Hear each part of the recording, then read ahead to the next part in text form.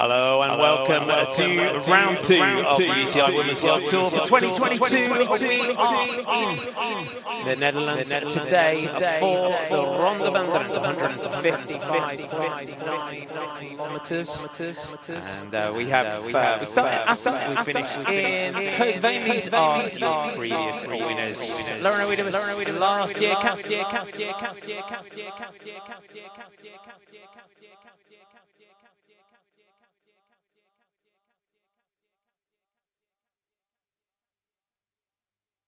and Marianne Voss back-to-back wins there.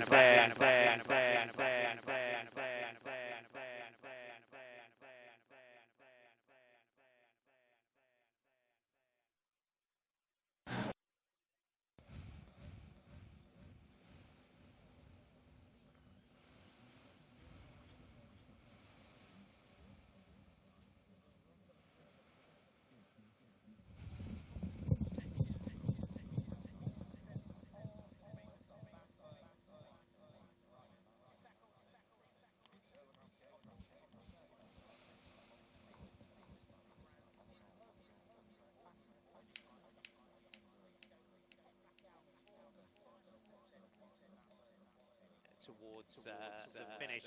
The riders, you can see.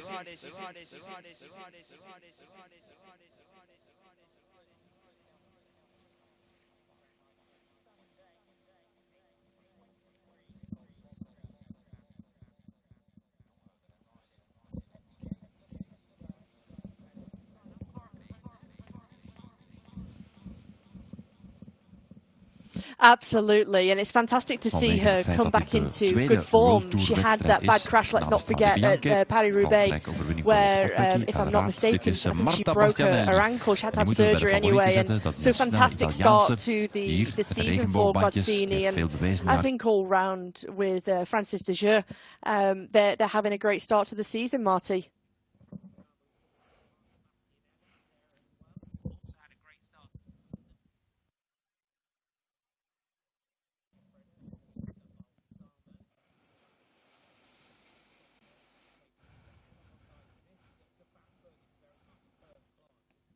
It is, and she's going in good form. She had a great start in Valencia, at Setmana Valencia, of course, winning the overall general classification at the Blois-en-Friesland Tour last week, as well as the individual time trial. And as a whole, Trek Segafredo in great form, great spirits, as we see all the riders and the officials getting sorted and prepared for the start of the second round of the UCI Women's World Tour. Lots of fans here. This is the first edition of Ronde van Drenthe that we've had since before the pandemic, in normal times, in normal circumstances. So it's brilliant to see those fans back at the side of the road, and Lotte Kopecky there with the leader's jersey on the left-hand side.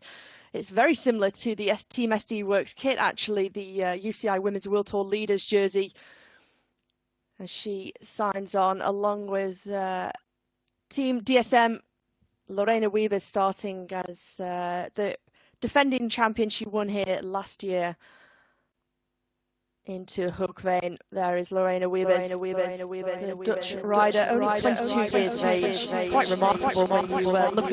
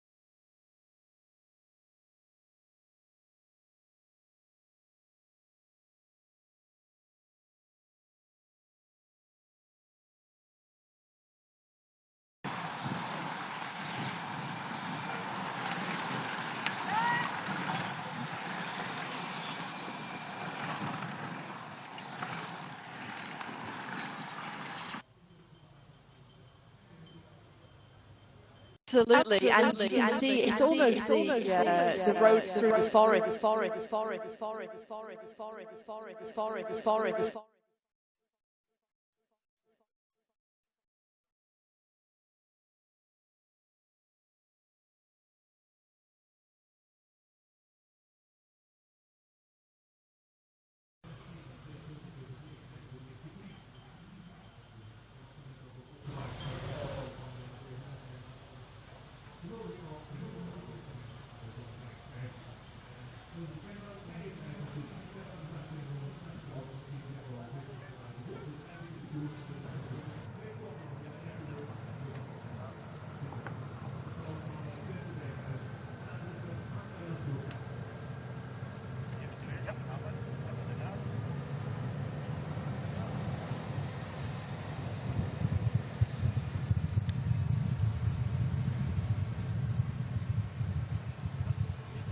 Of the live racing team. Just before we came on air, Hannah, we did have a group of 20 riders. We do say that we have got, I think, Nicole Steigenga that's in the gap, and then a group that does contain, you would say, the big guns of this Ronde van Drenthe.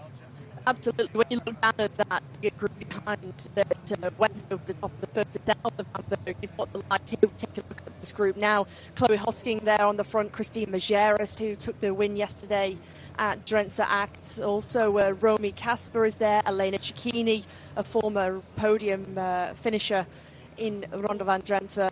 There is Lotte Kopecky, the leader of the UCI Women's World Tour for Team SD Works. So some really big names here, and it's a real select group. You can just see in the background another larger group trying to get back onto this this front group. So already split into around 3 or 4 groups over that first descent, Marty.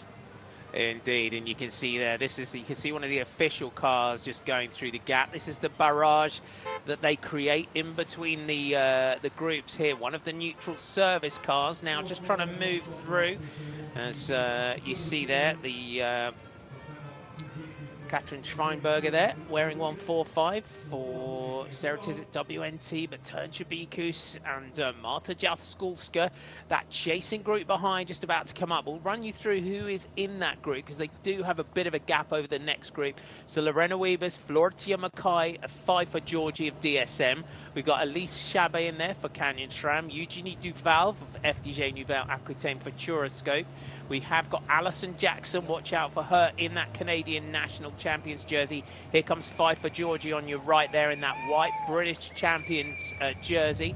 Alison Jackson, as we said, Jana Korova from Live Racing is also in this group. Georgia Baker, Nina Kessler from Team Bike Exchange, so watch out for those jerseys. Jip Vandenbos is also in there for Jumbo Visma. Elena Cecchini, Lotte Kopecky, Christine Majeras are also in here as well. You can see Marlon Rusa, who is also in this group, as Cecchini just puts in a bit of a dig here.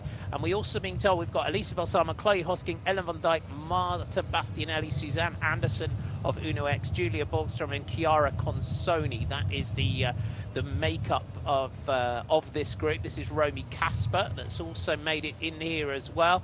Ellen van Dijk, you can see in that European Champions jersey here. Elena Cecchini twice second in this race. Cecchini. Yeah, Cecchini, she really relishes that type of race. She's got a great but she's also meet the demands of the windy parts of the course, the hard undulations, but yeah, also because it's so attritional, Elena Cecchini really thrives in this kind of race.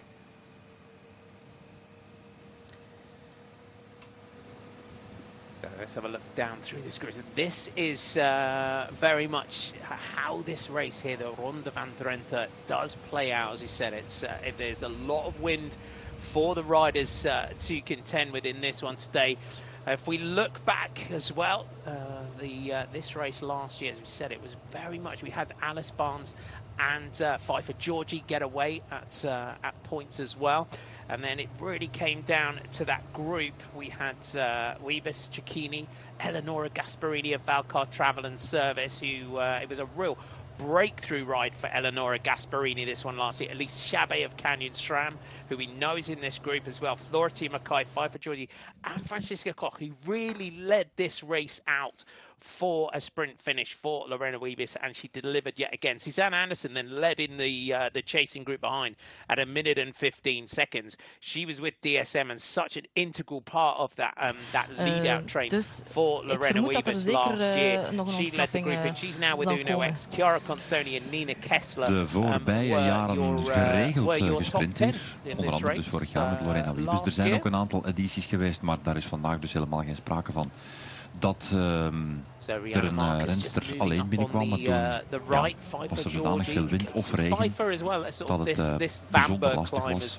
Die omstandigheden hebben we vandaag niet. Het is opnieuw met stille trom.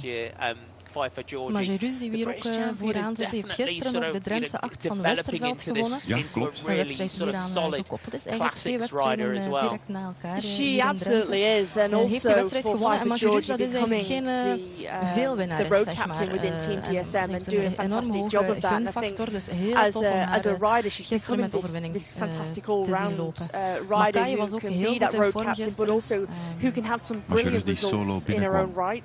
Het was een sprintje. Sorry. Type of racing, and really has worked hard. She's done her apprenticeship in Team DSM, learning from those other riders within the squad, within the team who have been pros for many years. And Five for Georgia, so needed all that knowledge, information, experience from the likes of Floortje Mackay, Lea Kirkman, and it's really starting to pay off. It's brilliant to see. Talita de Jong met nummer 192.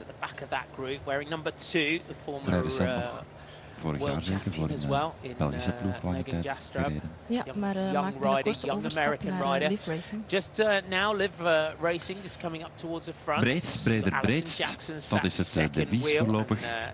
4 Belgen doen hier vandaag mee. 4 Belgen aan de start. En ik geloof dat we zo net... that was taken by Christine Majerus ahead of Alison Jackson, Floortje Mackay, de Jong, who's here for the Dutch national team.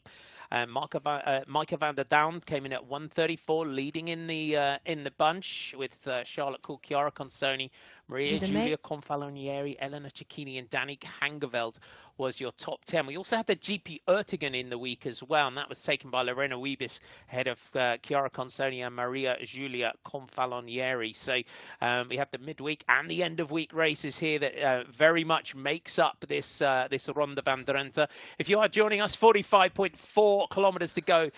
We're seeing 33 seconds now between groups 1 and 2. So this is the advanced party of the peloton here. 33 seconds back to that chasing group. Some of the real big names today, the real pre-race favourites for this one are in that front group. You can see it's Park Hotel Valkenburg that are leading this chase.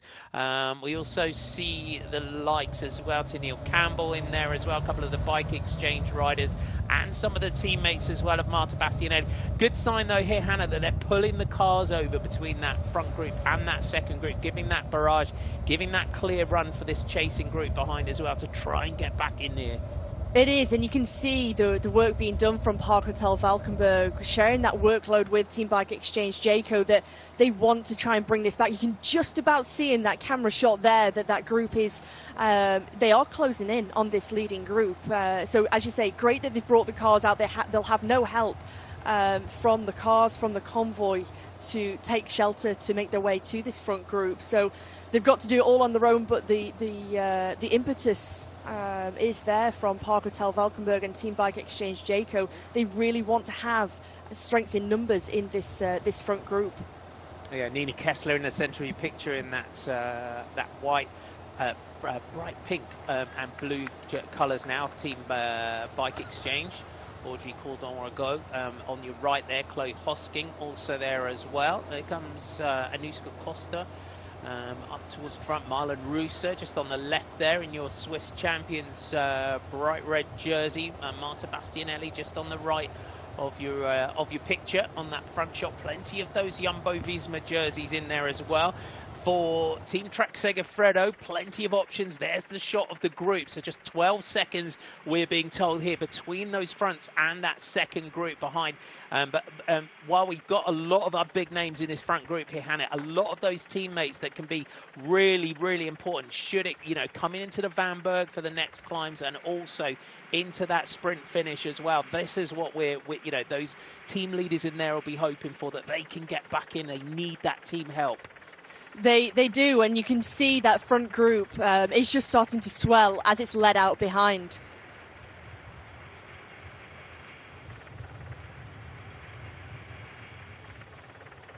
So just 10 seconds, and this is the frantic point, isn't it, Hannah? When you're in that chase group, and you can see riders already just trying to clip off the front of it to try and make the most of the, you know, that gap coming down, just in case it stretches out again. It is, and you can just see from that helicopter shot just how lined out that chasing group is, and a couple of riders, they can almost touch, they can almost, you know, feel that leading group, and they know that if they don't make this move now or never, then, you know, as we get closer to the next ascent of the Vanberg, it's only going to string out towards the front of the race, and that opportunity is completely gone. One of the riders will try and get a look as to who that was just jumping across there. Looks like one of the riders from Live Racing Extra potentially that has just jumped across. But you can see how many you know, numbers there are in this group here. Jumbo Visma with another rider here. That's Caroline Swinkles. We've got Bike Exchange Jayco with 2 or 3 riders, Valcar Travel and Service with 2 riders. So it is important for these teams who have riders in that front group that actually their teammates do get back on, and they have that assistance, and they have numbers and strength around them. The problem is they're going to get on just as we hit the Vanberg. They are. For the next ascent. Unfortunately, they are, and this is why you can see that desperation now from Bike Exchange Jayco, that they really want to try and close this to be able to get to, if possible, when there is a little opening or an option to move to the front of this front group, so that at least by the time they reach the bottom of the Vanberg, they're in a better position and not starting right from the back and begin to get tailed off again.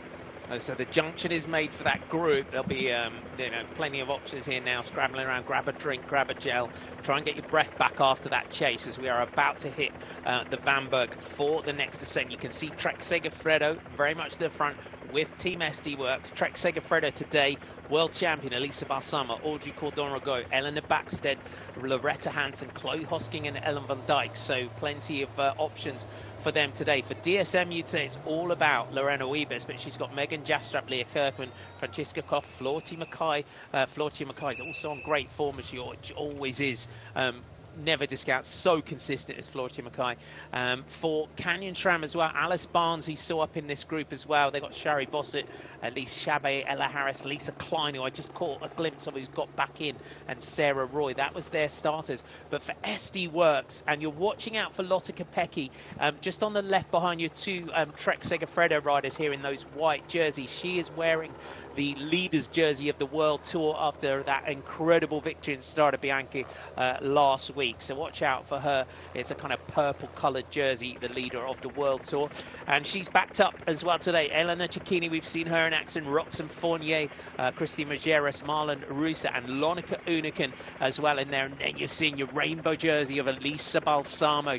And Elisa Balsamo, if she's moving up towards the front, we know how well she rides in this part of the world as well. And you know, Belgium, the Netherlands, you know, as an Italian rider, you know, she's really, you know, she rides so well on these roads.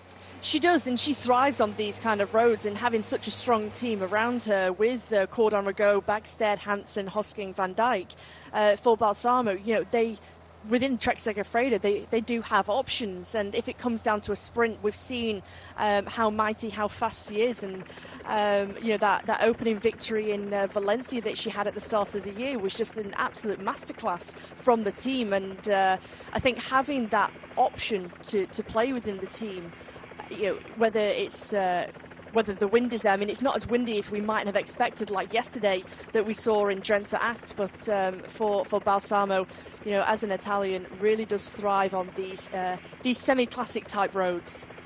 Just got a glimpse as well at the back. Number 35, watch out as well. Human Powered Health.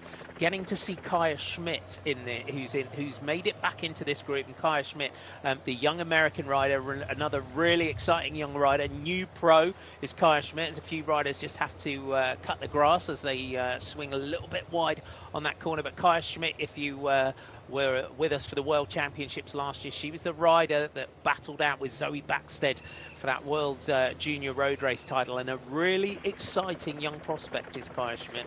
It's remarkable at such a young age to be racing at such a high level. There's no sort of in-between, there's no in-between category between juniors and the elites and the seniors in women's cycling. There's no under 23 category. So for Kaya Schmidt, who you can just see there, number 35, just moving her way up with 40 kilometers to go. She's one of the youngest riders within the race, only 19 years of age. It's quite remarkable, the talent of some of these riders that are coming through the ranks. It's exciting to see. Human Powered Health, lots of options. Marlon Ruiz now through to the front, but look at the those yellow Jumbo-Visma jerseys. Elisa Balsamo doing the right thing in that rainbow jersey. So this is the Vanberg. Max is out at 10.8%. We've got a couple of them. We've got the Atropat now, which is where the QOM is. That comes with 41. That comes soon as well. And then we have the Summit. But Marlon Ruiz on the front, the Swiss champion. So those riders in that group that just got themselves back on this Vanberg. It used to be a rubbish tip. They've made the most of it, and it's now been kind of cultivated. We had the European Cyclocross Championships here over the winter as well. They've had the Dutch National Road Race Championships. We had the multiple laps in the Healthy Aging Tour last year as well, and it's becoming a bit of a fabled climb now. It is, and it's yeah, this human-built hill all from rubbish. You know, it is fabled, and we've seen some brilliant racing on it over the years, whether that be in the Healthy Aging Tour, as you just mentioned, the European Cross Champs, the National Road Race Championships. It proves and gives us such exciting racing as we see the riders battle it out here. Barnes just moving up there for Canyon SRAM. Marty. Is indeed. Here's to Neil Campbell wearing 62, so you can see the riders that just got themselves back on. To Neil Campbell there from Trinidad and Tobago, just getting distance. Jessica Allen you can see here as well. Martina Fidanza is the Sarah Tizet rider. Lisa Klein, who just got back in for Canyon SRAM, just now can use the power, potentially that time trial power, but you kind of swoop down and back round and back up again here on the Vanberg.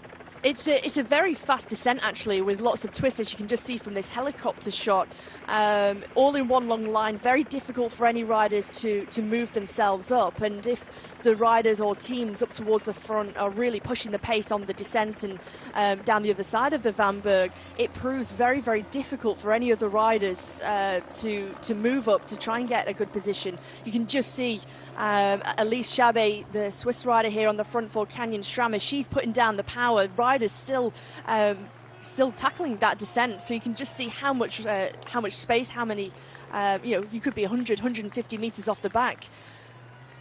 So the former Swiss champion, Elise Chabet of Canyon SRAM, that familiar style. Elisa Balsamo is also up there, so you can see, as we said, it drops down and then it kicks back up again. It's got some real sweeping turns here, and you can see riders as well just kind of coming to a halt. It's quite windy. You can see across the top of the Vanberg as well. So the damage being done here by Elise Chabet, Elena Cecchini. You've got Elisa Balsamo, Marta Bastianelli in this sort of little five-rider group, just clipping off the front here. Looks like Pfeiffer Georgie from that helicopter shot, just closing that, trying to close that one back up as well. So there you have it. You can see just down the back of this group, sort of 30 riders back, maybe, Hannah, the cracks are starting to show. Yeah, that elastic really starting to split, and all it takes is a couple of riders to lose the wheel through the fast corners, the fast tight corners, and then you see 1, 2, 3, 4 bike lengths open up, and before you know it, because the pace is being pushed on, you find yourself chasing, and 50 meters has opened up, and you can see just there where the front of the race is, the head of the race with Elise Chabet. So Canyon SRAM really being aggressive over the top of this third ascent of the Vanberg here. They are indeed. Elise Chabet, there's Elisa Balsamo, there's 5 for Georgie in that white jersey. Clara Caponi, we can see just a little bit further down the group as Rihanna Marcus now is the next rider to try her hand here for Jumbo-Visma. Chloe Hosking we can also see there as well for Trek Segafredo. So Rihanna Marcus just goes. Christine Majerus that you can see there. So Christine Majerus, national champion of Luxembourg. So plenty of little attacks now at the front. It's a good opportunity today for the riders from Jumbo-Visma, the likes of Rihanna Marcus and Nuska Costa, you know, those sort of riders. It's, you know, without Anna Henderson, without the big team leader in Marianne Vos, it's that opportunity again. And we saw Rihanna Marcus do that last year, didn't we, in Tour of Norway. So these are the days for those riders who want to kind of put themselves up there for Jumbo-Visma as a potential team leader. They've got to take these opportunities. Yeah, and without Corinne Lebecki also within the team, so it, like you say, it really does open it up for the riders on Team Jumbo-Visma. But what it does mean, not having those faster riders in Lebecki, Henderson or Vos, it means that Jumbo-Visma, they can be aggressive throughout the race, and they have got multiple numbers in this front group, as we see the move from Ellen van Dijk, the European champion of Trek Segafredo.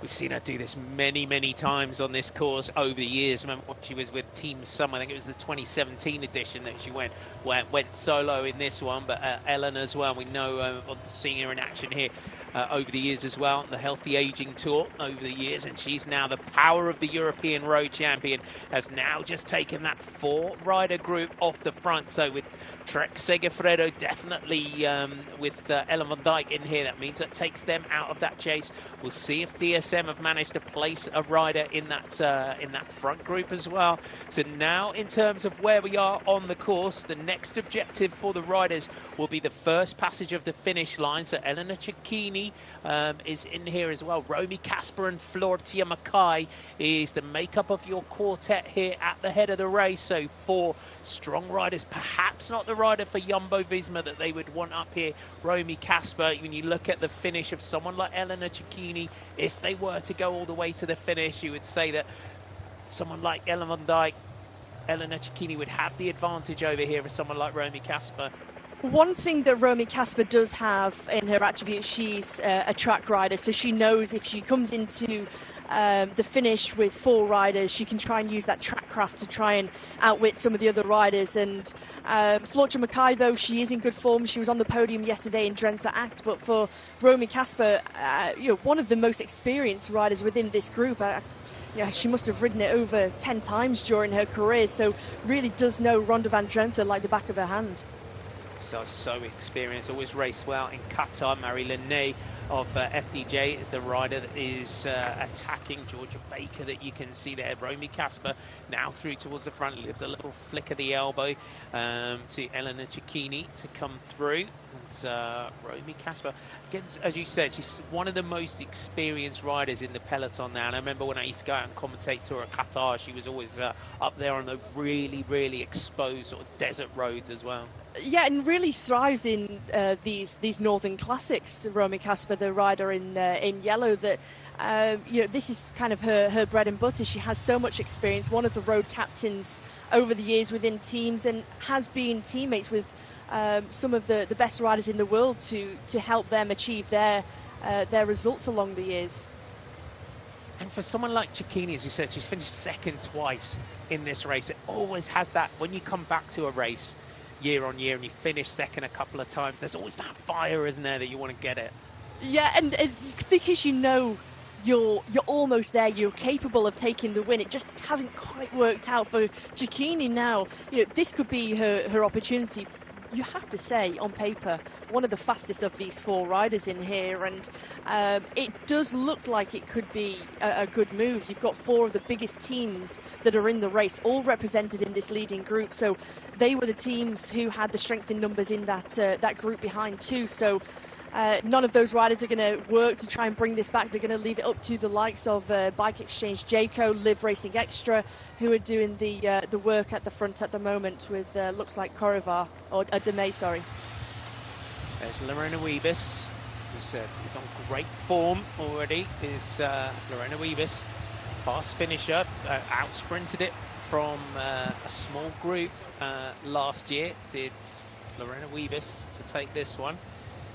So Nina Kessler in there as well, just in that chasing group behind. There's confirmation of your group. So 2 riders from the Netherlands, Floortje Mackay on the back here in the black and blue for DSM. Ellen van Dijk in that European Champions jersey. Elena Cecchini from Italy. And then Romy Kasper in there for Team Jumbo-Visma.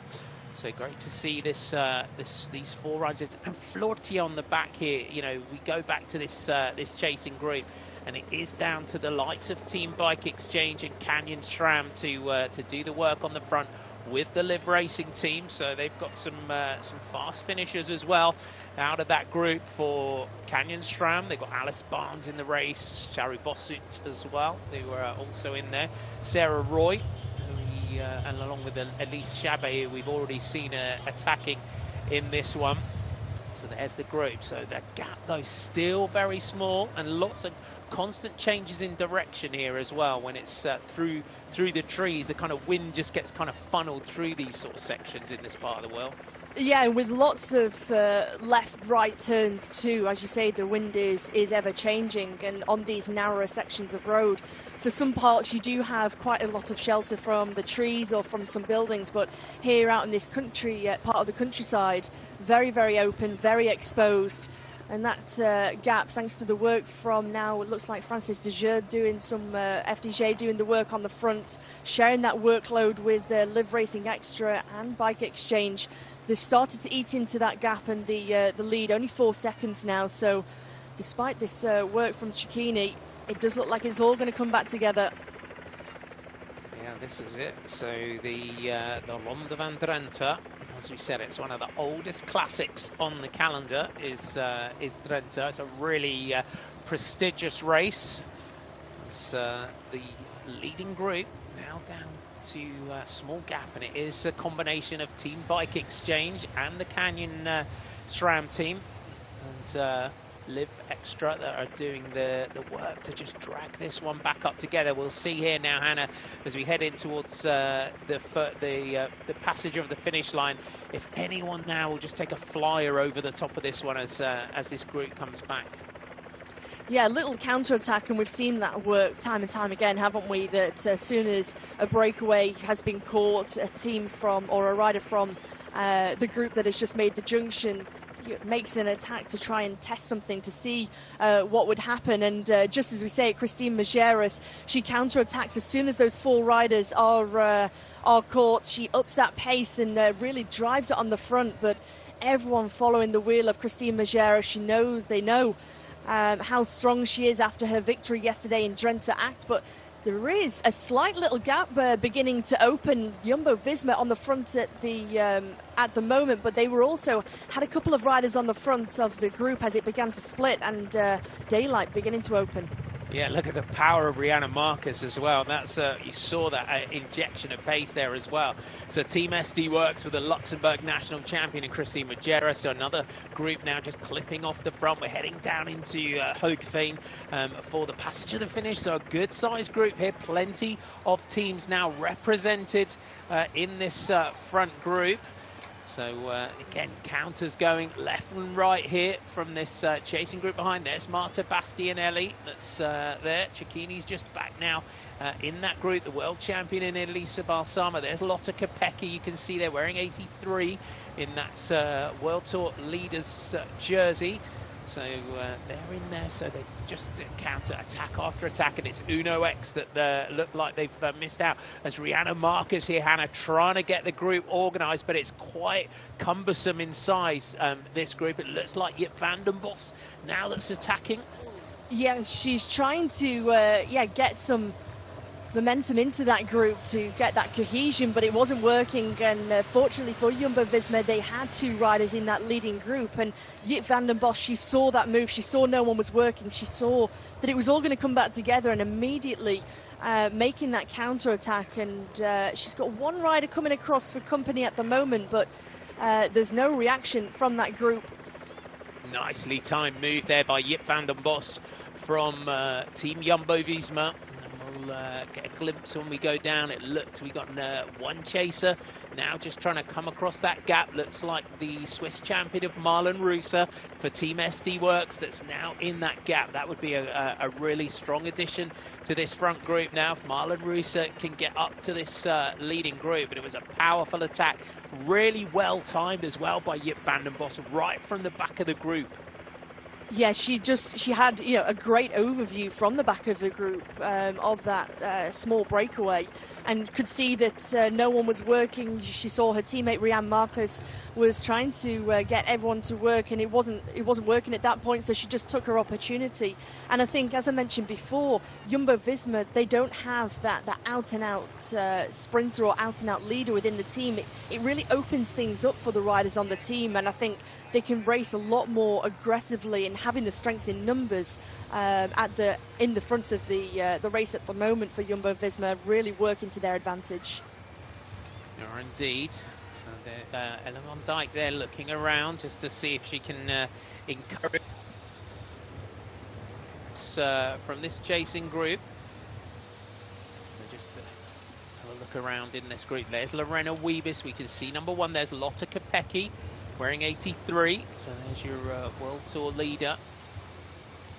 Elise Chabet still in there as well. Back up to our leading groups, Mischke Bredevold, and it's Pfeiffer Georgie that's getting up here. Alison Jackson and Marlen Reusser. Also, this is a class group now that's gone clear. Alison Jackson, as we said, is in great form, is the live rider, so that takes another team out of the mix with in terms of the chase with the Canadian national champion up here.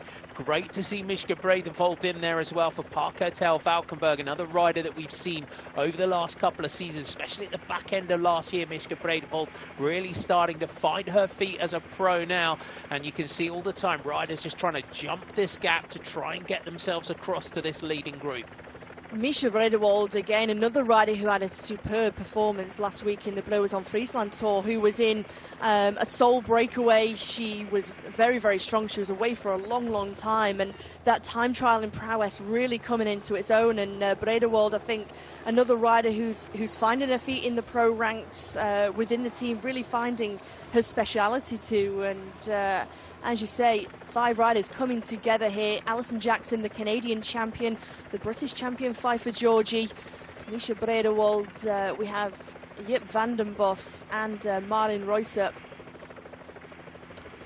There's the gaps, the teams here. Jumbo-Visma, Park Hotel Valkenburg, DSM, SD Works and Liv are the teams that are represented in that group. The big tell here though, Hannah, with this group is no Trek Segafredo rider up there. Yeah, they've really missed out here, Trek Segafredo. You can see Ellen van Dijk just sitting towards the back of this group. There is the world champion, Elisa Balsamo, who's sitting comfortably. I mean, they don't look too concerned at the moment, Trek Segafredo, with what's going on up ahead. I think they're probably quite content in terms of they know that within their knowledge that they can bring this back if they want to. They do have Chloe Hosking in that front group, in that group there, that chasing group there too. So they do have the strength in numbers if they want to try and bring this back, but perhaps leave this group of 5 riders out there for a little bit, let them waste some energy, and then they having the knowledge that they can bridge that gap potentially on the Vanberg if they wanted to. When you saw the strength of Van Dijk when she made that attack earlier on, certainly in good form. Alison Jackson through to the front here for Liv Racing. Pfeiffer Georgie just swings out of the group. Marlen Reusser, so just looking for the soigneurs along the side here as we get the attacks. It looks like Sofia Bertizzolo going there for Team UAE. Bertizzolo had a win in the week as well down in Italy, did Bertizzolo, so she's already had her hands in the air this season. Has Sofia Bertizzolo. Kopecky looking for a bottle from the side. Up to our leading group, so the good mix of teams. There's the peloton just coming around that corner. We're heading in toward, you'll get to see the first passenger of the finish line as well. So Team FDJ, Nouvelle Aquitaine Futuroscope, they've got a couple of fast finishers in their midst. do FDJ. So we're going to go through the finish line. If you are just joining us today, welcome aboard. It's round 2 of the Women's World Tour for 2022, the Ronde van Drenthe. We started in Assen. We finished in Hoogeveen, and we had 3 loops of a small circuit that took in the famous Vanberg climb. We've had 6 cobblestone sections in total today as well. We're going to go through the finish line. We're going to head back out, go up the Vanberg for one final time, and the summit of the Vanberg for the final ascent will come with 13.6 kilometers to go. There's confirmation of your group. Great Britain's Pfeiffer Georgie, Canada's Alison Jackson, Jip van den Bos, Marlon Rusia, and Mishka Bredevold. Back to the chasing group. Bertit Zola going again here for Team UAE. They've got Marta Bastianelli in that chasing group as well. Bastianelli came into today as a real pre-race favourite. You can see her a little bit further down the group, just in front of Ellen van Dijk in that European Champions jersey. But our breakaway group here, 11 seconds now is the gap. Yeah, Bertit Zola doing a great job. They know that with Bastianelli in good form, a rider who's had a handful of wins already this season, and a former winner of this race, that they know that they want to be in that mix. They don't want to miss out here, UAE Team ADQ. They want to make sure that they're putting their big sprint favourite into the mix and at least give her the best shot to try and take another victory here. I think last few weeks as well, Jip van den Bos has had such a battle back from injury, hasn't she? We see her in this group as well, and it is great to see Jip back in here and starting to find her sort of rate, starting to find her form again. It's been a tough couple of seasons. It has, and sometimes for a rider when they've had such an injury, that it does take them a while to get back, to find the feet, just to get themselves back into that racing shape, racing condition. But also that recovery, is very, very difficult for a rider. And I think Jip van den Bos really finding her feet at Jumbo-Visma. They've got such a fantastic setup and so much fantastic support around them with all the staff that. For Jip van den Bos, it's fantastic to see her sort of come back. We saw her come into the pro scene, very, very young, and it's hard to believe that she's still only 25 years of age. Indeed, back to your chasers. 13 seconds now is the gap, so it almost seems like Trek Segafredo here playing an absolute gamble here in really trying to force the likes of UAE to do the chasing. Absolutely, they're really banking on those other teams who have missed out to do that bulk of the work and almost forcing those other teams to panic. That, well, if Trek Segafredo aren't going to do the work and bring this back, then the work's left up to us, and that's exactly what they've done. UAE ADQ have put riders up towards the front. Likewise with Bike Exchange Jayco, and they've gone the wrong way here. Oh no! The riders, this is a real shame. This chasing group, and there is a crash here. One of the riders held up there. Eugenie Deval from FDG here. Oh, real unfortunate situation and circumstances here, Marty. Indeed. Eugenie just needs to get her chain back on as well. So issues with the bike here. Just never something that it does. We never want to see as well, right? Again, riders, it going the wrong way, and sometimes it can just cause, if someone thinks they're all going one way, and someone, takes the turn to go the other way, that's when the crashes happen. Yeah, absolutely, and you can just see Eugenie Deval. She's looking quite surprised and shocked here, because I think perhaps her team car's probably already gone through the roundabout and gone the correct race route, and at the moment still, there's no one there on hand to help her. There's no one stopping at the moment, and with no other officials or members of the public there, she's definitely having a problem. A real shame there. She's okay. She's up. She's just looking for the team car. There's your leading group, so we'll see what difference that has made as well. Let's have a look here. So Ellen van Dijk there, just it's Chloe Hosking goes through there. So the bike goes that way. Cecchini goes through the roundabout in the correct direction. Oh, they do a turn here. That's very confusing here. Yeah, so it looked, Chloe Hosking read it right, and it looked like the motorbike was the one that read it wrong there. So we'll pick that one apart afterwards as well, and we'll just sort of see you know, what happened there. And the race always marked out with the route arrows. And we hope all the riders at Ticker Tumbledale are okay, as we always say. You know, we'll only bring you news when we get it. But Eugenie Duval was up and looking for a car, looking for a spare bike. 26.1 to go. This is the group here. So wearing Georgia Baker there, wearing 61, and then Talita de Jong there wearing 192. And this is Clara Caponi just getting on here. Hannah just checking her arm as she came through. Yeah, giving herself a check over one of those riders caught up in that crash there. So a quick recovery turnaround to get herself back into this group after that crash. Likewise there, you just saw a glimpse of Ellen van Dijk making the junction too. So two riders who were victims of that crash have got back to that chasing group. But what is the gap? Because the gap certainly will have opened up to the leading 5 riders. 35 seconds there we see of Group 2.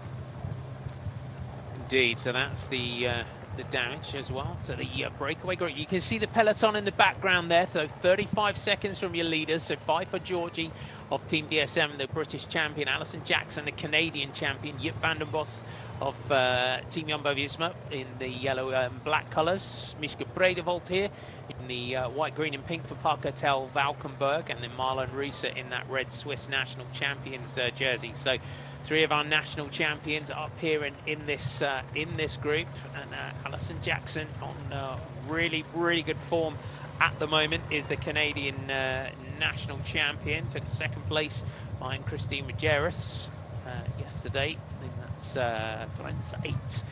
So got a fast finish on it. But let's have a look at our chasing group. So it's Canyon SRAM that are on the front here, and it looks like Trek Segafredo now going to come up and assist in this chase.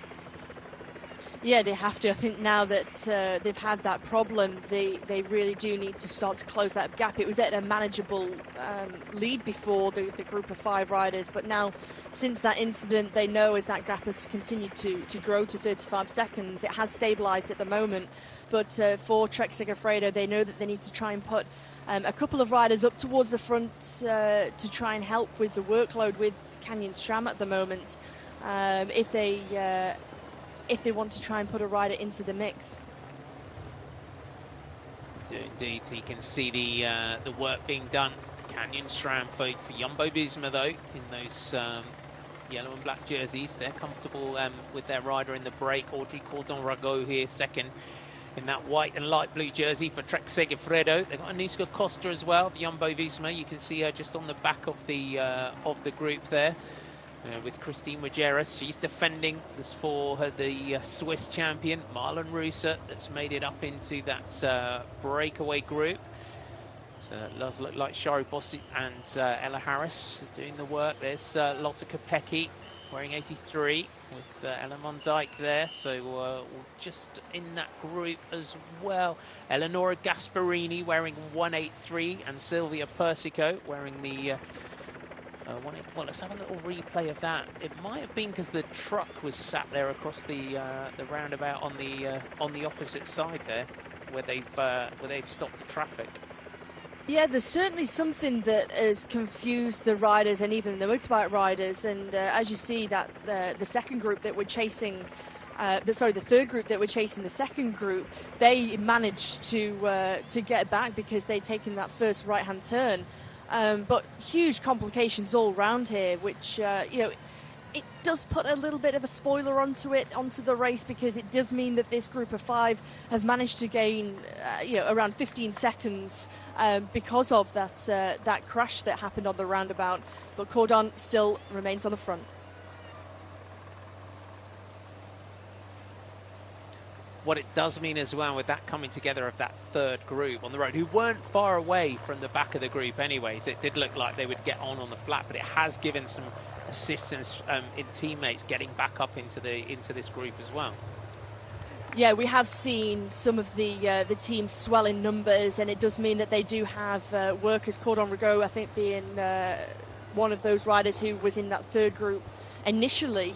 but it certainly has grown this group, and Bike Exchange Jayco have got a couple more riders back into this group too. So so for some teams, some riders, it's good news. However, just taking a look at Kopecky here at the back, she's been at the back for a long time, perhaps just tracking a few of the riders. Has been keeping a big eye on Ellen van Dijk for a while too.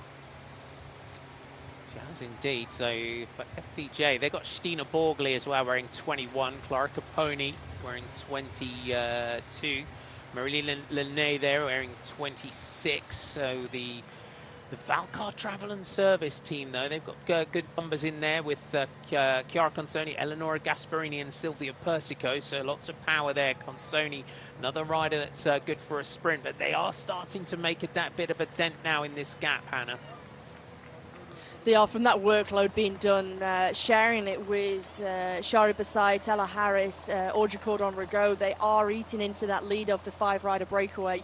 But there's certain teams that are never too far away from the front, who are just patrolling things should everything come back together. Jumbo-Visma being one of those in the yellow and black jerseys. Christine Majerus, the Luxembourgish champion from Team SD Works, is up there too. So if things do come all back together, they're already ready to pounce and make a counter-attack.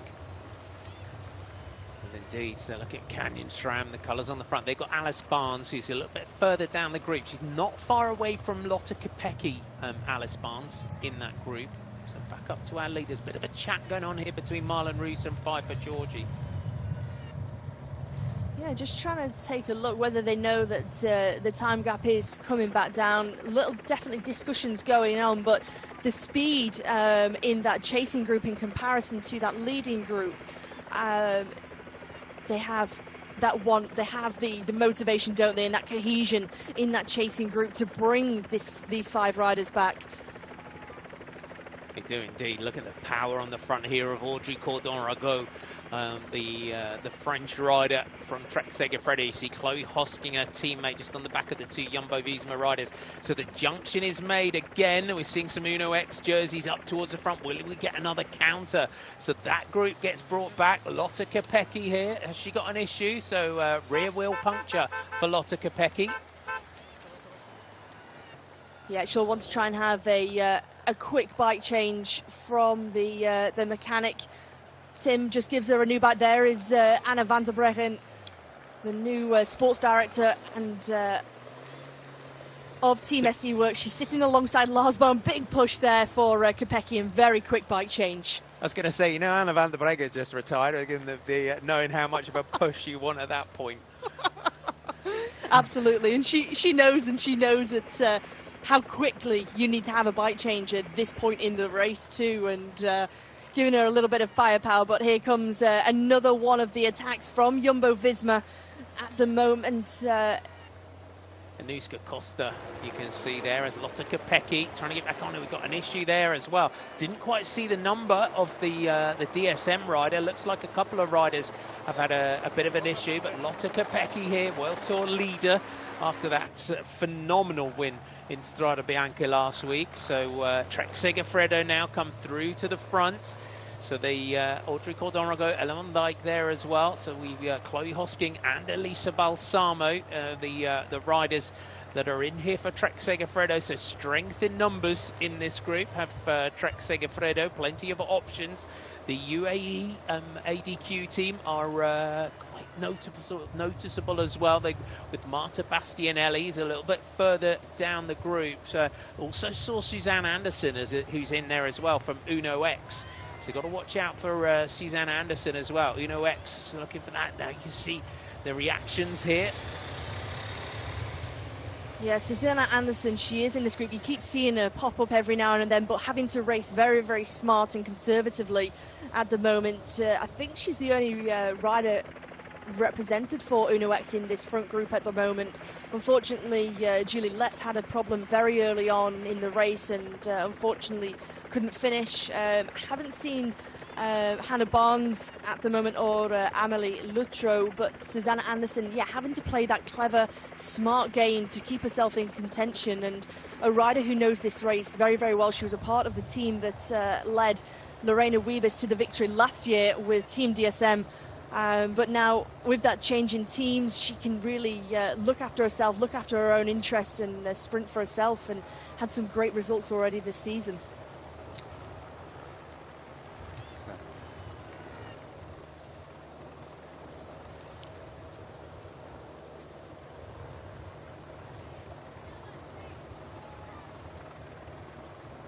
Chloe Hosking, Ellen van Dijk and Elisa Balsam on the front. Audrey Cordon-Rago, you see just further down the group, just shouting into the radio for the team. As, is that Maria Julia Confalonieri coming up as well? Is that her in the red and blue of Sarah Tizet WNT?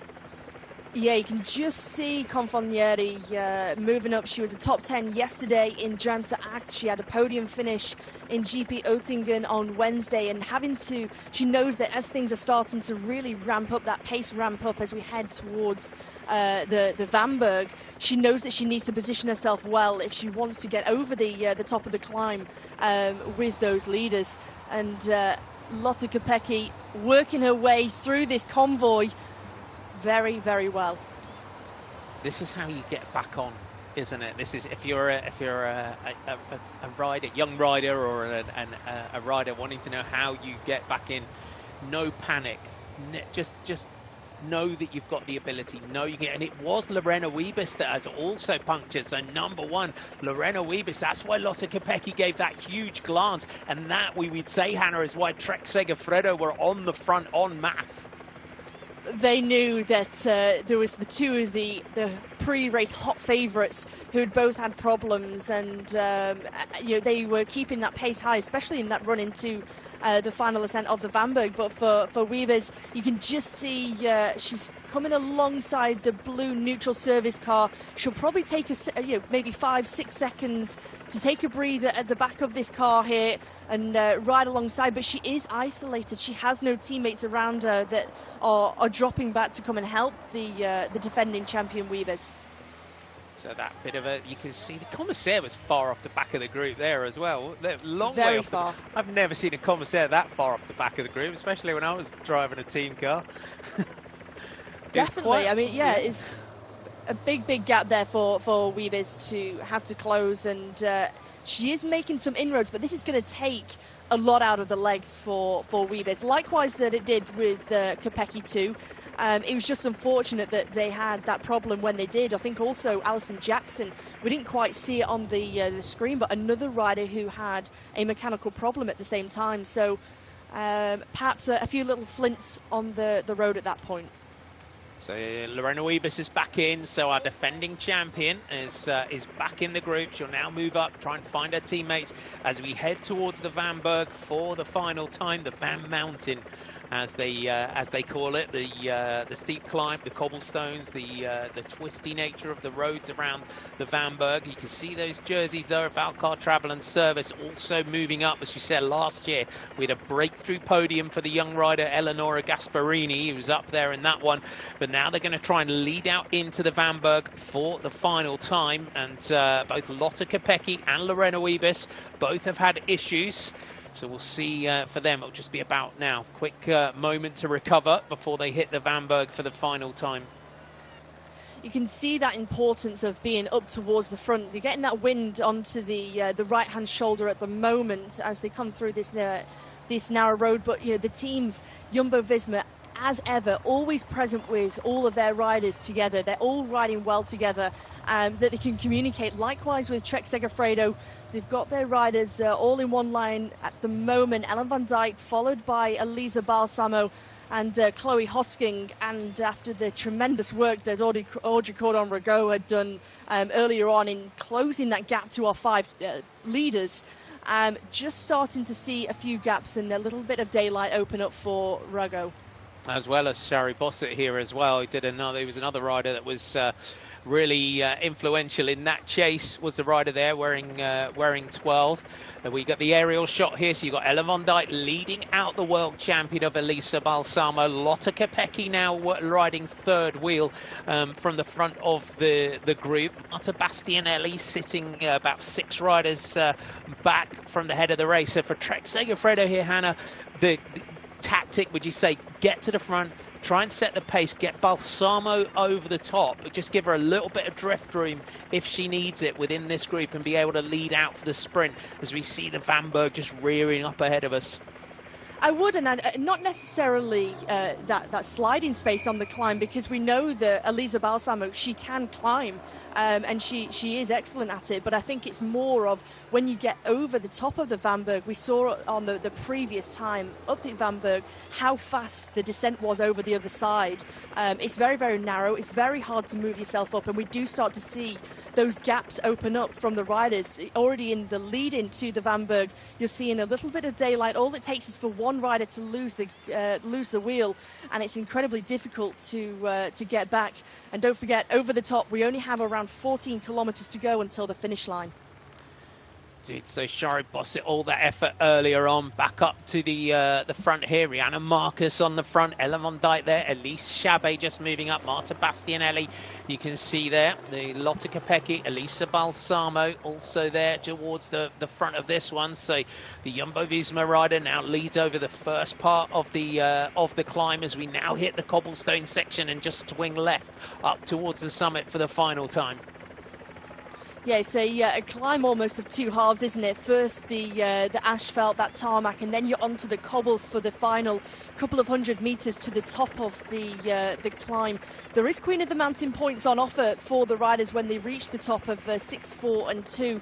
But I think the majority of these riders, in their mind, it will be the race victory that they're looking for. As you can see, Marty, those gaps starting to open up already on the steeper gradients as we reach up to 10% gradient here. Yeah, Stina Borgli there wearing 21, and more importantly there 182. Chiara Consoni having a few issues there with Stina Borgli. We've got a couple of groups here. We've got a split at the head of the race. If you are just joining us, welcome aboard. We've got crested the summit of the Vanberg for the final time. It's round 2 of the Women's World Tour for 2022. We are in the Netherlands today for the 17th edition of the Ronde van Drenthe, and our pre-race favourites, the likes of Lotte Kopecky and Lorena Wiebes, both puncturing going into the Vanberg for the final time. You can see, I think, Kopecky just out of the saddle, about 4 riders from the back of that leading group. We'll see when we go down if Wiebes is in there as well, but it's Rihanna Marcus on the front from Marta Bastianelli. And Bastianelli, great sprinter, is Bastianelli. Kopecky is there just towards the back of that group, so just a few meters with one Jumbo-Visma jersey just in the middle. Yeah, you can just see some of the laboured riders. There's some tired legs in these groups now at the moment, and Trek Segafredo, they've got 3 riders, I think, in this front group. Rihanna Marcus of Jumbo-Visma doing the work at the moment on the front, but I'm just trying to get a glance as to who the rider is on the front of this second group. Seems there's no real impetus from this second group or any real chase. I'm wondering if it's one of the riders from a team who has a rider in the lead, just trying to slow things up as much as possible and let them gain a handful of seconds where possible. Here's our world champion Elisa Balsamo of Italy, and Trek Segafredo is also a jersey that we saw in that front group. We saw Trek Segafredo leading out, and this is where the power of her teammate Ellen Van Dijk will come into play. Yeah, it's important that where possible now that they can have a rider who has that strength and who has a real turbo engine, who can do the bulk of the work at the front. But at the moment, they're not just working on the front here. Van Dijk really trying to string things out and really put the hurt on the legs of the riders in this group. We're starting to see those grimaces on the faces. They are indeed. So Ella Van Dijk looks at Elise Chabet here. So have a little look around the group. I think that's Silvia Persico, but we'll check that one. So I think we've got Rihanna Marcus, Elena Cecchini, Elisa Balsamo, Ella Van Dijk, Elise Chabet, Marta Bastianelli. We've got Lotte Kopecky also in that group, as well as Chloe Hosking. That's also just towards the back, and Chloe Hosking just on the front now for Trek Segafredo. Florentia Mackay also in there is the DSM rider that you can see in those in that black jersey with the 2 blue stripes. Marcus through towards the front. Cecchini up here again, Hannah. Yeah, Cecchini always in the right place at the right time. She knows how to ride this race. She's ridden so many times and she has that experience, not only from her own experience and knowledge of Ronde van Drenthe, but also having the sports directors in the car with Lars Bohm, Anna van der Breggen, giving the information through the race radio. But for Cecchini, really relishes and thrives in a race like this, where it's always, you know, active. You're seeing lots of aggression, lots of attacks, counter-attacks, and also, you know, it suits her style of rider. She is a fast rider, a fast sprinter, but also, you know, she goes well when it's really attritional too. Does indeed. So have a little look now around our group, and it did look like it was DSM's Pfeiffer Georgie that brought the group back up. So we'll have a look around. We see number 1 and Lorena Wiebes. It looks like they've brought Lorena Wiebes back into the mix now. Have team DSM. Suzanne Anderson has also made it in there for team Uno X.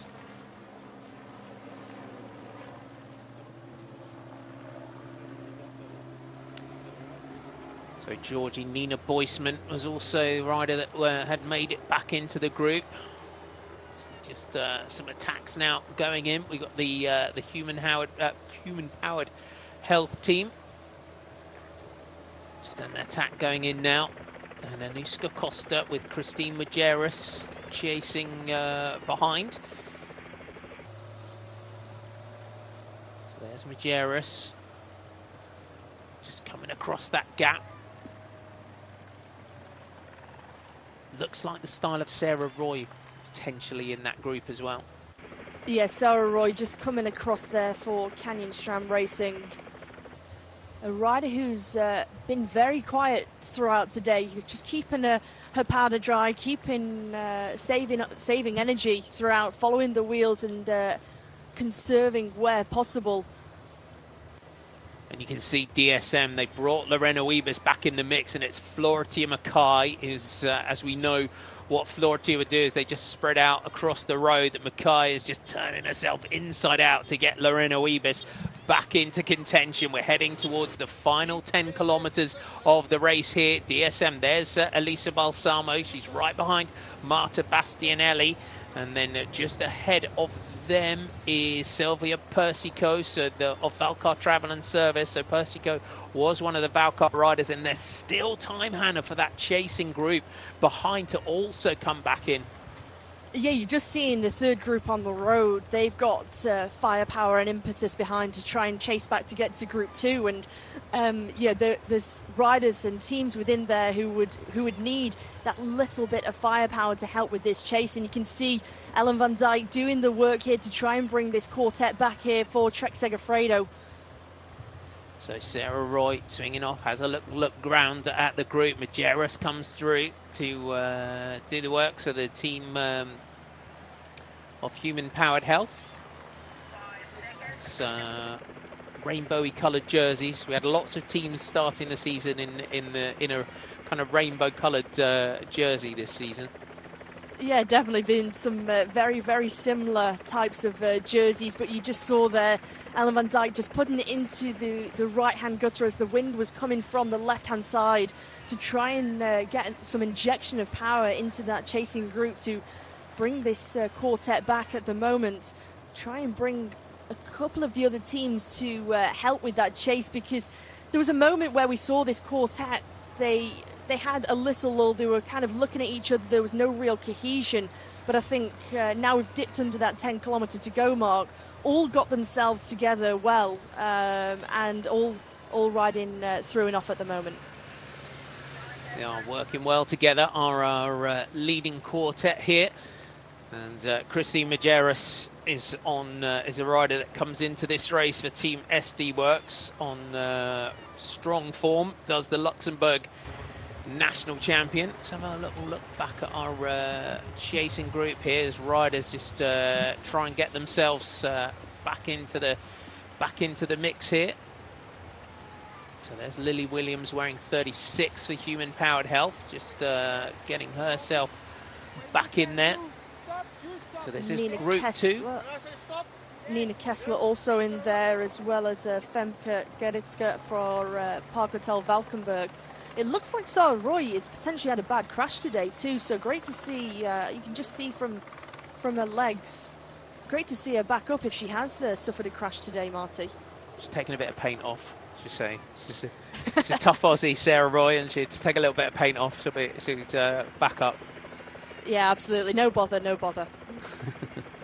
There's your aerial shot, though, and really a good leading group. I think the Human Powered Health rider is Nina Boisman, but we'll check that when we get down there. So I think confirmation of that one. We're seeing riders like Nina Boisman and some of the Human Powered Health riders. I'm seeing them for the first time this season. So take a race or so just to get used to some new colours. Let's have a look around our group here. So there's Lotte Kopecky. So Kopecky is there. So you've got Georgia Baker, you've got Jess Allen and Ariana Fidanza are the riders that are just in that group. But we change the direction here. 11 seconds is the gap. It is Nina Boisman. So Sarah Roy of Australia, Nina Boisman of Human Powered Health, Anuska Costa of Jumbo Visma in the yellow, and Christine Majerus wearing that red, white and blue Luxembourg national champions jersey. Nina Boisman, of course, new signing for Human Powered Health, as we said, going across to that team from Team Park Hotel Valkenburg. That team has developed so many strong riders over the years of Park Hotel Valkenburg, and it's a great opportunity for Nina. It is, and it's important that we have those teams who are continuing to develop riders too. Let's not forget, like Park Hotel Valkenburg, also next year Bike Spurs are continuing to develop these riders, and it's brilliant that when they transfer to a new team like Nina Boisman or Shari Basait, that they've had that development, they've had that experience from their developing teams, and it's really come to fruition. It is indeed. Just have a look. So Julia Borgström wearing 161, talking about Team Next G. So the young Swedish rider, Julia Borgström, is in there. And Eleonora Gasparini wearing 183 for Valcar. She's got a good finish on her as Gasparini made that leading group. Did Gasparini, former European under-23 champion. Sarah Roy just has a word with Nina Boisman as she comes through here. So the Ronde van Drenthe, 6.7 kilometers to go today. If you are just tuning in, welcome aboard. It is the second for 2022, and a real strong leading group now that have got clear as we head down in towards the finish. Just generally come down to a small group sprint this race, doesn't it? It's a long time since our last solo winner. I think the first one back in 1998 was his last solo win. Yeah, it's very rare that we see a solo winner, but we definitely see a reduced bunch sprint coming into the finish in Hoogveen.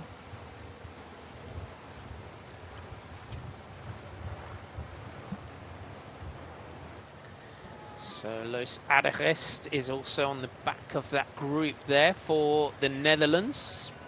So she's a rider who, absolutely, she's a rider who people really need to be careful of coming into the finish here, Loos Aderest.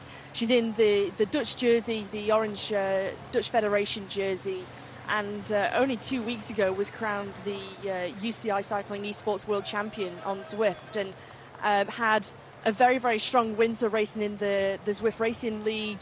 Loos Aderest, she's one of those riders who is a potential underdog, and if she takes a flyer into that finish, a late breakaway, if some of the teams take a look at the rider, they're kind of unfamiliar of who she is.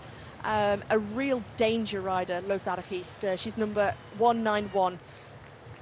Yeah, keep an eye out for her when we go back. We are getting an idea, looking around our group to see who is still in that group. 16 seconds now, with 5.5 kilometers to go, and wearing 143, Maria Giulia Confalonieri. Watch out for the Italian for Ceretis at WNT. Great finish on her.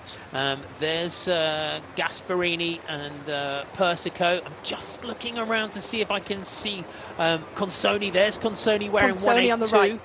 Yeah, 182 there, Chiara Consoni. Watch out for her. So Valcar, we know what they can do in a lead out as well for Consoni. I think that's the wonderful thing about the team, that they always fully commit towards one rider into a race finish, no matter who it is, whether it's Sangranetti, whether it's Gasparini, whether it's Consoni.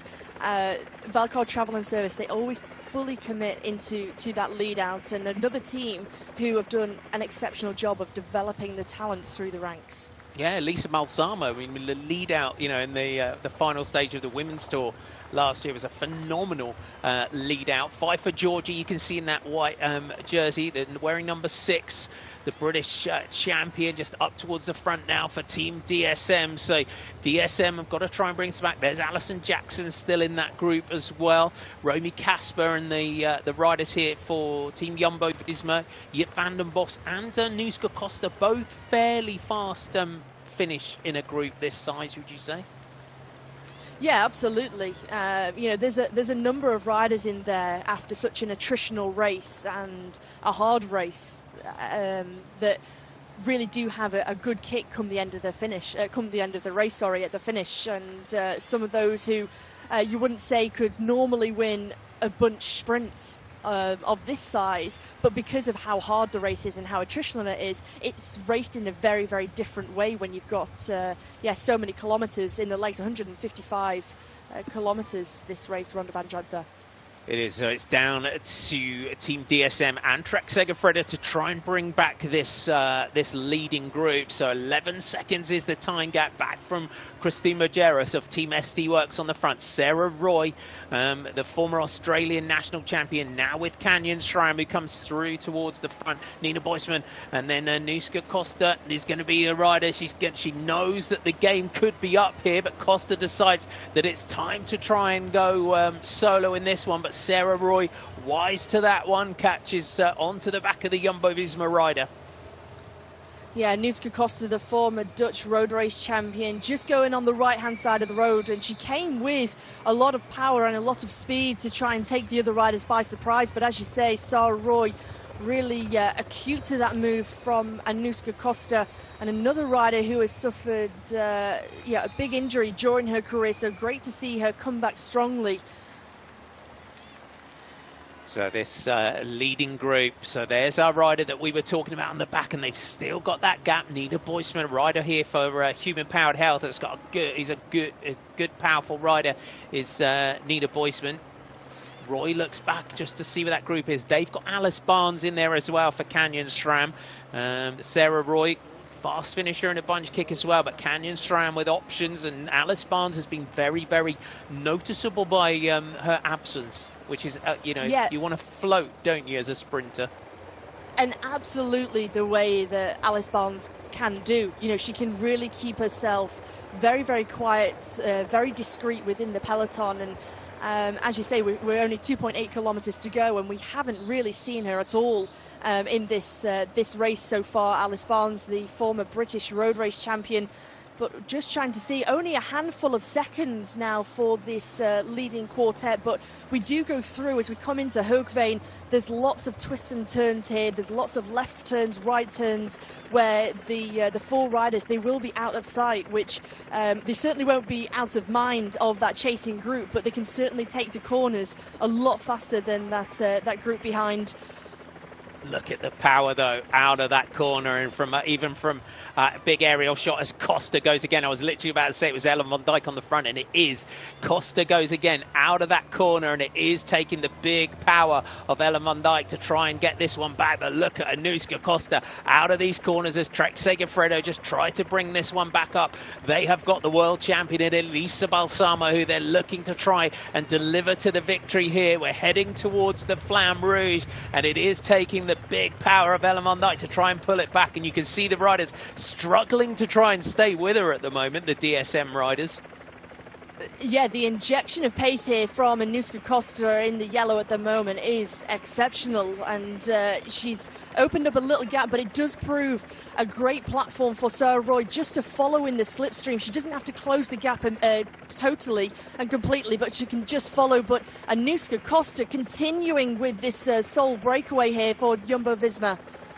So Anuska Costa goes again as the junction is made to the rest of the three riders in that group. Costa from Jumbo-Visma is up there, so looking from this the aerial shot here.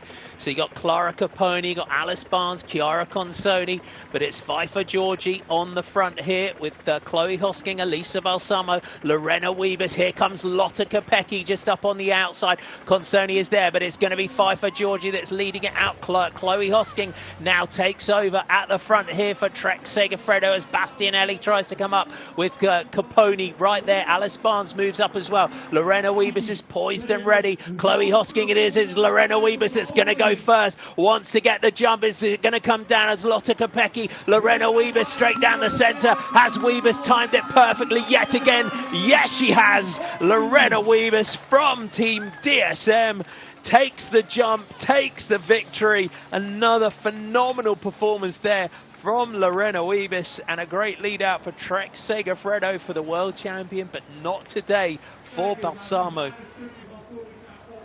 Yeah, not to be for Balsamo today. A tremendous lead out, but Lorena Wiebes, the strength and the speed on this 22-year-old Dutch rider is incredible, but the work that Pfeiffer Georgi did into that finish was impeccable. It was absolutely phenomenal, and it was interesting as well to watch Lorena Wiebes freelancing that sprint off the Trek Segafredo lead out there.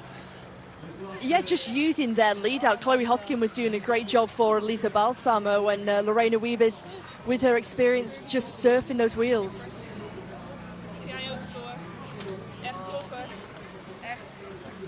Great performance. So Team SD Works, they tried everything again today. I don't think they could have done any more. Lotte Kopecky in that World Tour leaders jersey, and both riders we saw having to come back from those punctures, from those mechanicals.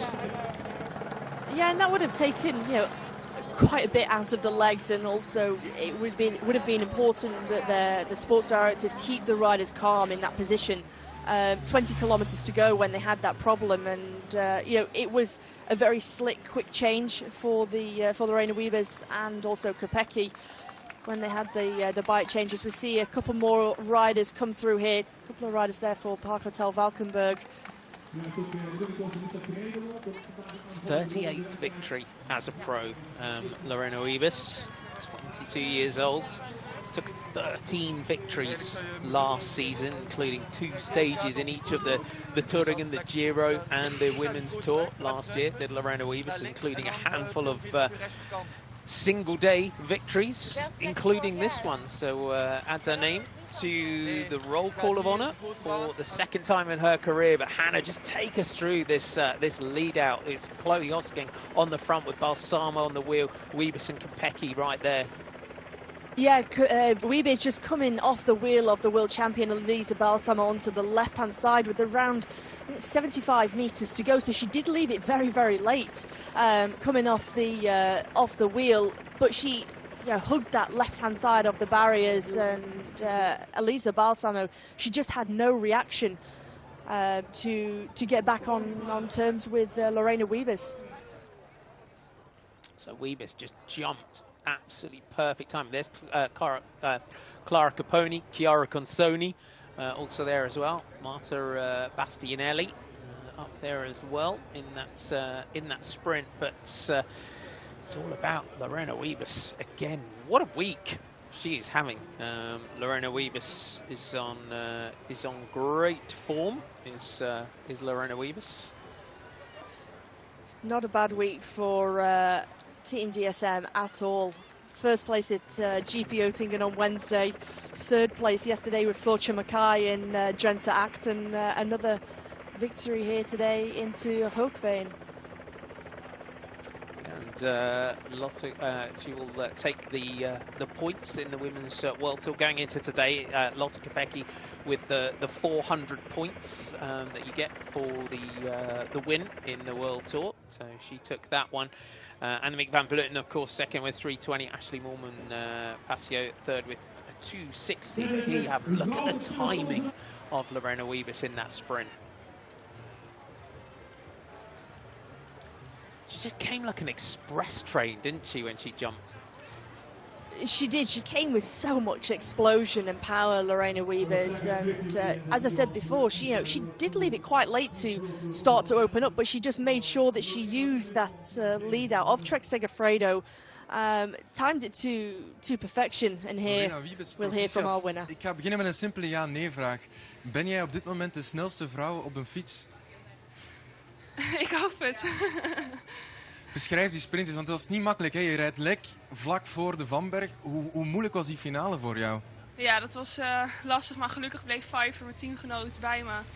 En die reed het gat dicht, terug naar de kop. En ja, de meiden moesten achtervolgen voor de kopgroep die weg was. En ik koos het wiel voor Van Balsamo. Had je voldoende vertrouwen dat die sprint nog zou goedkomen, ondanks dat je toch wel hebt moeten werken om terug te komen? Nou ja, ik moest het wel afmaken eigenlijk als het team zo voor me op kop rijdt. Ja, dan moet je het afmaken. Dus daardoor had ik wel vertrouwen. Je weet het nooit, maar ja. Je bent heel vroeg aangegaan, die sprint ook. Was dat een bewuste keuze om zo vroeg al op kop te zitten? Nou ja, ik voelde dat ik op dat moment aan moest gaan. Omdat ik net even wat eerder dan Balsamo aan wil gaan, zodat ik de ruimte op links had.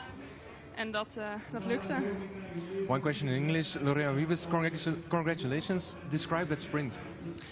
I chose the wheel of Balsamo because my teammates were chasing the break. So yeah, and I went a bit earlier than her, and that was my plan to go on the left. And I still had the space there, so yeah, and until the finish line. Okay, thank you. Proficiat, Lorena Wiebes. Dankjewel. Yeah, lots of thanks as well to in their interview there with the team and the work they did, and especially Pfeiffer Georgie and the work that they did in getting that breakaway back together. Another great addition. Ronde van Drenthe never disappoints, does it? It doesn't, and it's so open and unpredictable of what's going to happen here in Ronde van Drenthe. Some years we've had a group of 3 come to the finish line, where it's been a small breakaway go away. As you said before, we've had in previous editions a sole breakaway. Sometimes we've had sort of a bigger bunch sprint like we've had today, as we hear from third place here on the day, Lotte Kopecky. Ja, ik weet niet. Ze is enorm snel en ik denk op dit moment wel de snelste van heel peloton. Maar ik zat zelf niet in de juiste positie bij het aangaan van de sprint en ja, daar heb ik mij ook al verloren. Zij rijdt lek op een slechte plek, maar jij ook. Hè. Hoe zwaar is de inspanning dan om terug te komen? Want je bleef enorm rustig. Ja, ik had geen zin om te panikeren. Het was ja, op een of andere manier zo snel mogelijk proberen terugkomen, maar ook niet te snel dat je benen niet ontploffen. Ik zag dan Lorena 15 meter achter mij. Ik dacht van, zouden we met 2 minuten terugkomen? Ik dacht van, ja, nee.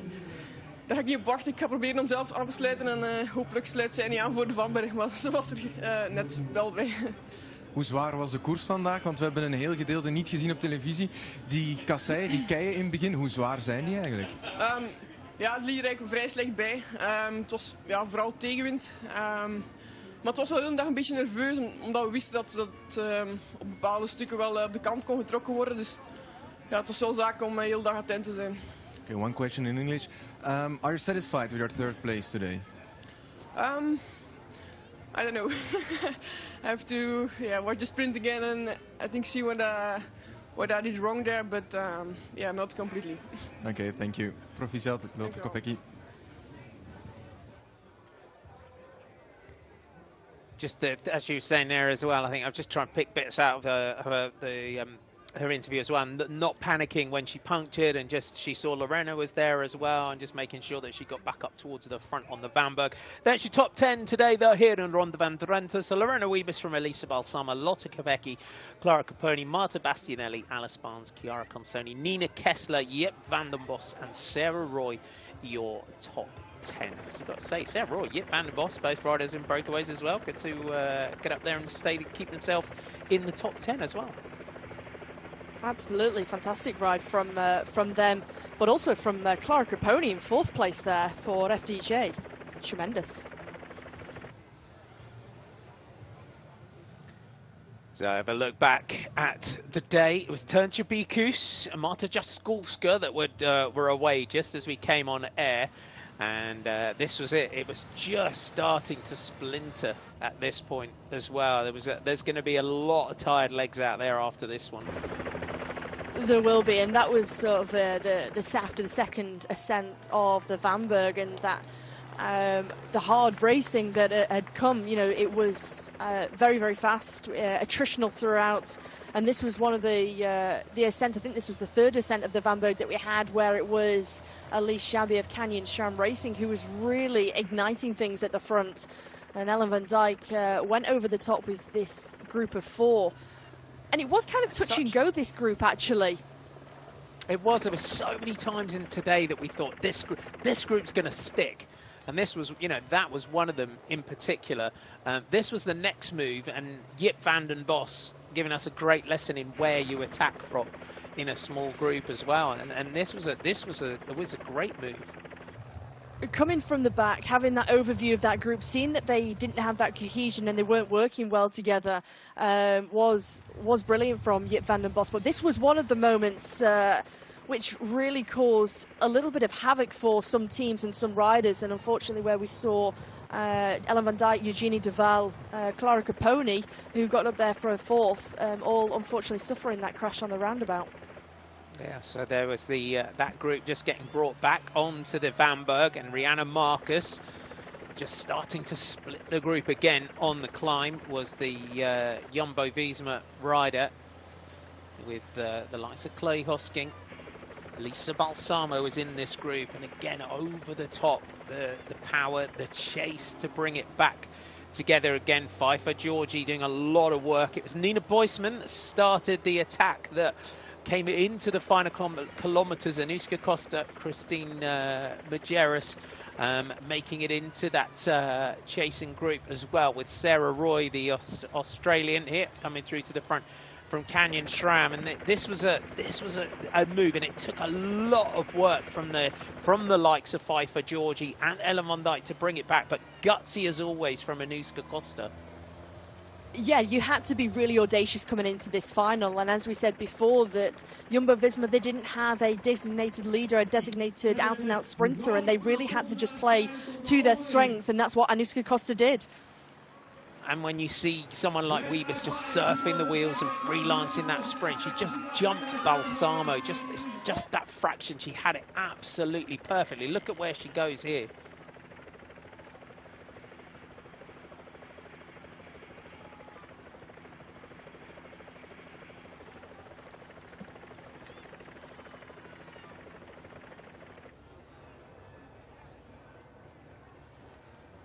Just the way Chloe Hosking just swung off the front there, it just didn't give Balsamo any kind of time to really capitalise on her lead out. Absolutely not, but what it did mean was that when Lorena Wiebes, she knew she wanted to go on that left-hand side of the road, she had that gap, she had that space, and I think when you see the sprint and how it unfolded there, just how difficult the race has been today in Drenthe.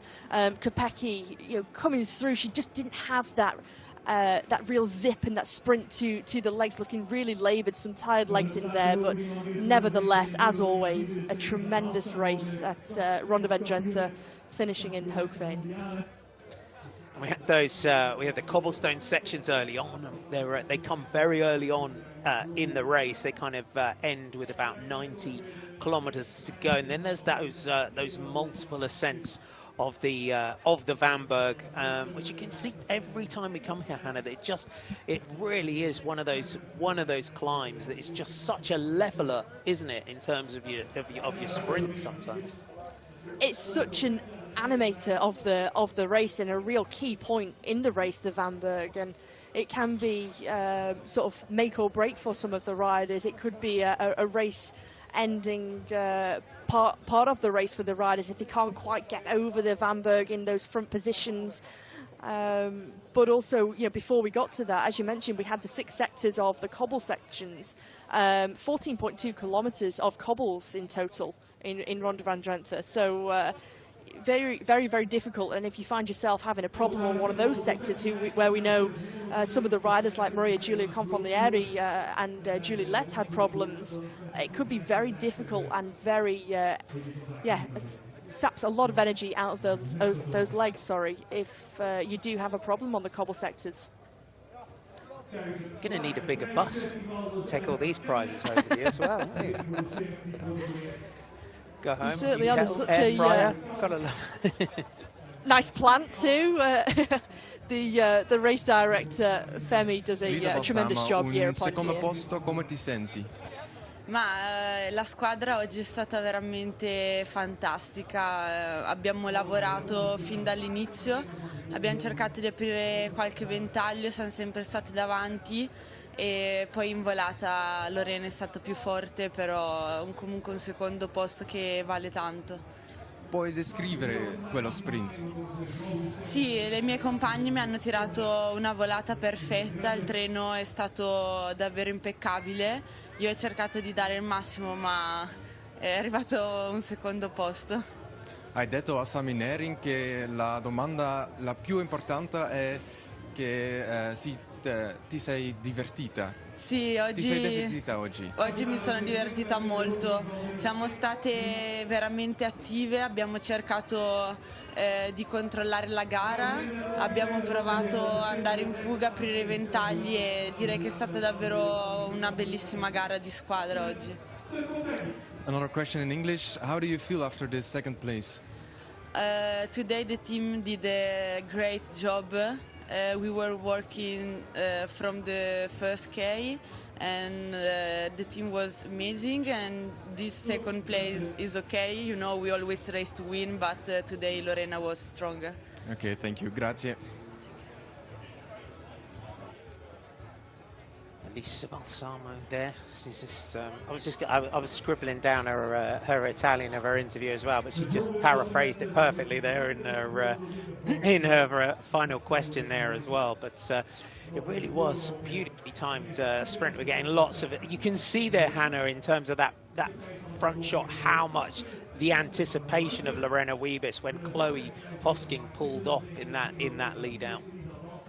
Yeah, she was just being patient, wasn't she? She was just waiting, knew exactly the moment that she wanted to open up her sprint. She knew she had the confidence of how strong and how well she's been riding this week, and Lorena Wiebes, everything had gone exactly according to her plan, as she said in a post-race interview, that she wanted to be on that left-hand side. She wanted to open up, quite late and just follow the wheels of Trek Segafredo and especially Elisa Balsamo, knowing the sprint and the speed that the world champion has on her, but also because her team DSM had done so much work earlier on. Perhaps she was quite unsure as to how much they had left for that lead out, that she knew that she could surf those wheels and have the experience as a sprinter to know when to open up and be confident in herself. So we came from Strade Bianche in Tuscany last week, up here to the Netherlands for round 2 for Ronde van Drenthe. The Women's World Tour heads to Trofeo Alfredo Binda. That is on the next Sunday, 20th of March. 25 races, spanning 11 countries. 11 different countries this year. The World Tour, from what I could count, in terms of, and some really exciting racing coming this year as well. We also had the announcement this week that the Giro Donne has now put up a €250,000 prize purse for this year as well, as they look to really step up again. Your podium today, Lotte Kopecky, the winner of Strade Bianche, an incredible performance last week. It's third this week, but for the World Tour as well, it's about consistency as well in terms of your performances. Second for the rainbow jersey, the world champion today, the Italian Elisa Balsamo takes second. Go for a fist bump or handshake there. It's that moment, isn't it? It's all a bit confusing. Yeah, it's all a bit confusing these days, isn't it? What should we do? Should we handshake? Should we high five? Fist pump? Yeah, elbow pump, we're not quite sure. Lorena Wiebes on to the podium for Team DSM. Takes the big prize. Don't see them that's a real motor racing thing, that one, isn't it? Yes, I think it's almost a little bit of a tradition up here in the north of the Netherlands in Ronde van Drenthe, but as you say, you don't see them too often anymore. But the podium is a mass with prizes for the top three.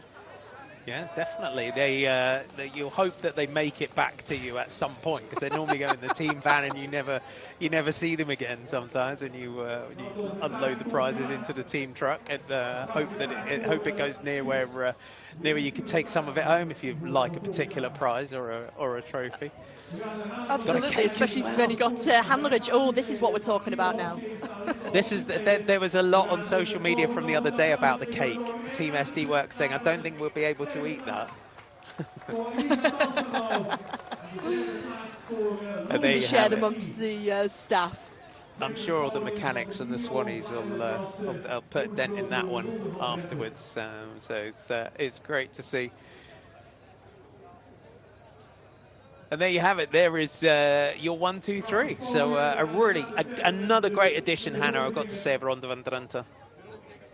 Yeah, as always, it's an unpredictable race. You have to be alert. It's hard mentally. It's attritional, but always produces exciting, phenomenal racing. And another edition of that into the 17th edition of Ronde van Drenthe.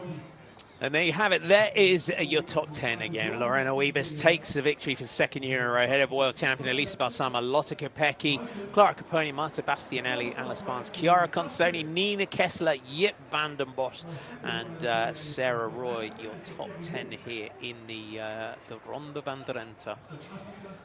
And it's good to see those so many riders have come into the season on really good form. I hope you enjoyed it as much as we did. From me, Marty McDonald and Hannah Walker. We'll see you soon. Have a great day. Bye for now.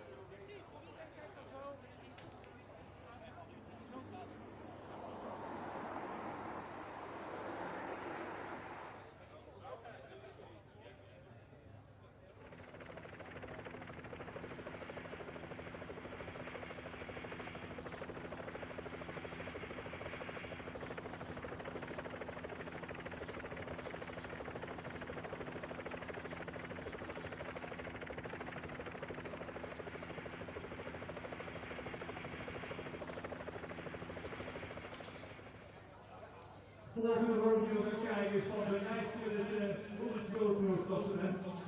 Miron en WorldTour classification.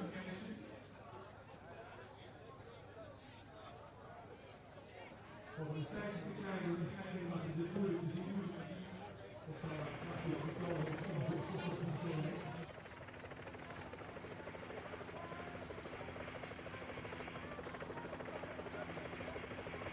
next one is for the leader of the UCI WorldTour.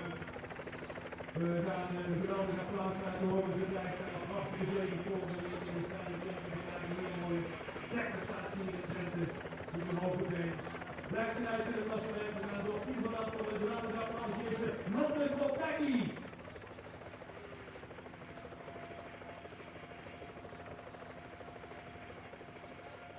Heeft daar een eigen positie verstevigd vooruit gedaan van SD Works. Het boegbeeld van het Belgische dameswielrennen hier op het podium. Applaus nogmaals voor Ronde Kopecky.